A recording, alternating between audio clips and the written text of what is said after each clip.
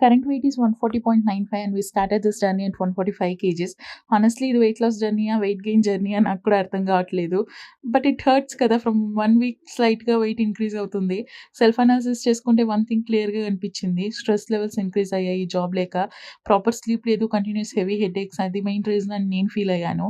BP కూడా పెరిగింది and yes I have thyroid. కాబట్టి నా వెయిట్ లాస్ జర్నీ వేరే వాళ్ళతో కంపేర్ చేస్తే స్లోగా ఉంటది. అది ఫ్యాక్ట్.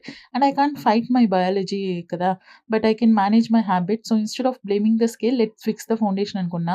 ఇనిషియల్లీ మనం 5 టాస్క్స్ ప్లాన్ చేసాం అండ్ భగవద్గీత రీడింగ్‌ని కూడా ఒక టాస్క్ లాగా యాడ్ చేశాను. But honestly something is stopping me ఏంటో తెలీదు. But I'm not able to do it కన్సిస్టెంట్‌లీ. అప్పుడు ఒక క్లారిటీ వచ్చింది. Bhagavad Gita is not task to tick, it is something to live.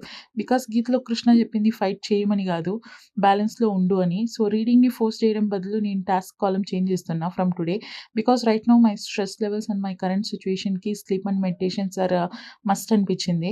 Piece కొంచెం కావాలి లైఫ్‌లో.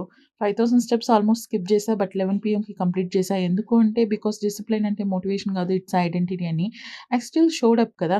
స్లోగా అయినా పర్లేదు, ఎన్ని హెల్త్ ఇష్యూస్ ఉన్నా పర్లేదు, స్ట్రెస్ ఉన్నా పర్లేదు. I'm not quitting, I'm just correcting my self.